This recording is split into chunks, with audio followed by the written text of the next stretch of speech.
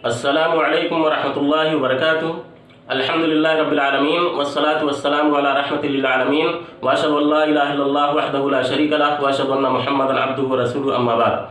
अन अनस रज़ियल्लाहु अन्हु क़ाल रसूलुल्लाह सल्लल्लाहु अलैहि वसल्लम यतबउल मय्यित सलासतुन फयरजिउ इस्नानि व यबक़ा मअहु वाहिदुन यतबउहु अहलुहु व मालुहु व अमलुहु फयरजिउ अहलुहु व मालुहु व यबक़ा अमलुहु।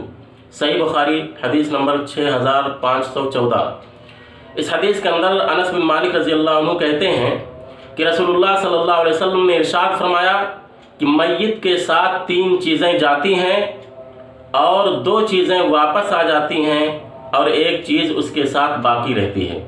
उसके साथ उसके घर वाले, उसका माल और उसका अमल जाते हैं तो उसके घर वाले और उसका माल वापस आ जाता है और उसका अमल उसके साथ बाकी रहता है। तो इस हदीस के अंदर अल्लाह के रसूल सल्लल्लाहु अलैहि वसल्लम ने इरशाद फरमाया कि मय्यत के साथ 3 चीज़ें जाती हैं, यानी कब्रिस्तान तक 3 चीज़ें जाती हैं। जब कोई शख्स मर जाता है तो उसका साथ कब्रिस्तान तक 3 चीज़ें लेती हैं। कौन कौन सी चीज़ें? उसके अहलो अयाल, यानी उसके अपने रिश्तेदार, उसके दोस्त अहबाब, उसके मिलने जुलने वाले, उसके शनासा लोग, ये सब के सब उसके साथ कब्रिस्तान तक जाते हैं।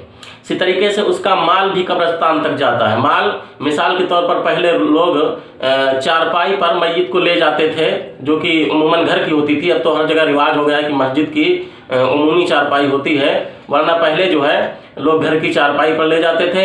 या इसी तरीके से माल से मुराद चौपाए हैं, जैसा कि हाफिज इब्न हजर रहमतुल्लाह ने इस हदीस की शरह में लिखा है कि अरबों की ये आदत थी कि वो चौपायों को भी मय्यत के साथ ले जाया करते थे। मिसाल के तौर पर मय्यत का घोड़ा वगैरह है तो ये, और उसका अमल, ये 3 चीज़ें मय्यत के साथ कब्रिस्तान तक जाती हैं। फिर 2 चीज़ें वापस आ जाती हैं, यानी मय्यत के अहलो अयाल, उसके रिश्तेदार, उसके दोस्त अहबाब दफन करने के बाद वापस आ जाते हैं। इसी तरीके से उसका माल भी वापस आ जाता है, यानी चौपाई वगैरह या चारपाई वगैरह जो उसके साथ जाती हैं वो वापस आ जाती हैं। एक ही चीज़ उसके साथ बाकी रहती है और वो है उसका अमल। तो उसका अमल मय्यत के साथ कब्र में भी जाता है। तो इस हदीस के बयान करने का मकसद ये है कि जब मामला यूँ है कि हमारा हमेशा साथ देने वाली चीज़ एक ही चीज़ है और वो है हमारा अमल, तो हमें अपने अमल पर ध्यान देना चाहिए और हमें अपने आमाल को दुरुस्त करना चाहिए, क्योंकि यही वो चीज़ है जो हमारा साथ कब्र में और उसके बाद आखिरत की ज़िंदगी में भी देगा। यानी ऐसा ना हो कि हम घर वालों की महब्बत में, माल की महब्बत में अल्लाह की नाफरमानी कर बैठें, अल्लाह रब्बुल आलमीन को नाराज़ कर बैठें, बुरे आमाल अंजाम देने लगें। अहलो अयाल की महब्बत में, माल की महब्बत में हम हराम व हलाल की तमीज़ ना करें, माल को हराम तरीके से कमाना शुरू कर दें, या इसी तरीके से बीवी बच्चों की महब्बत में हम नमाज़ों को तर्क कर दें, या इसी तरीके से और दूसरे नेक आमाल को तर्क कर दें और अपने आमाल नामे को सियाह कारनामों से भर लें। ऐसा हम ना करें, क्योंकि ये चीज़ें जिनकी महब्बत में हम अपने आमाल को बर्बाद कर रहे हैं, ये चीज़ें हमारा साथ देने वाली नहीं हैं। ये चीज़ें कब्रिस्तान तक जाने के बाद हमारा साथ छोड़ करके वापस आ जाएंगी, और ये चीज़ें कल क़यामत के दिन जब हमें नेकियों की ज़रूरत होगी, जब हमें किसी मोनिस और गमखार की ज़रूरत होगी, उस वक्त भी हमारा साथ नहीं देंगी। जैसा कि अल्लाह रब्बुल आलमीन सूरह अबस के अंदर इरशाद फरमाता है, यौम यफिर्रुल मर्उ मिन अखीहि व उम्मिही व अबीही व साहिबतिही व बनीही लिकुल्लि इम्रिइन मिनहुम यौमइज़िन शाअनुन युग़नीह।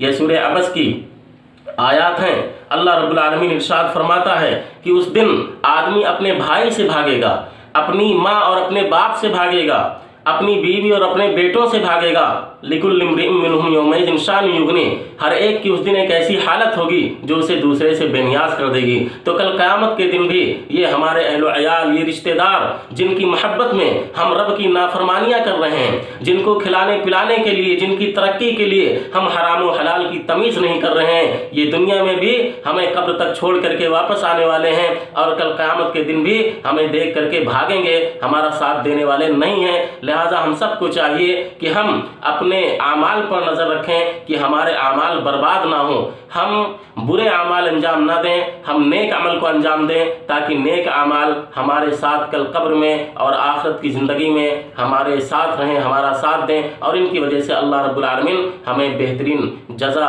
और इसका बेहतरीन सिला अता फरमाए। अल्लाह तबारक तआला से दुआ है कि अल्लाह तबारक तआला हम सबको अपने अमाल दुरुस्त करने की तौफीक दे, आमीन। नाज़रीन, अगर आपने अब तक हमारे चैनल को सब्सक्राइब नहीं किया है तो बराए मेहरबानी इसको सब्सक्राइब कर लें। वीडियो के नीचे लाल रंग से जो सब्सक्राइब लिखा हुआ है उसको दबा दें और उसके बगल में घंटी के निशान को दबाकर आल पर क्लिक कर दें, ताकि जब भी हम कोई वीडियो अपलोड करें तो आप तक पहुंच जाए। वस्सलामु अलैकुम वरहमतुल्लाहि वबरकातुहू।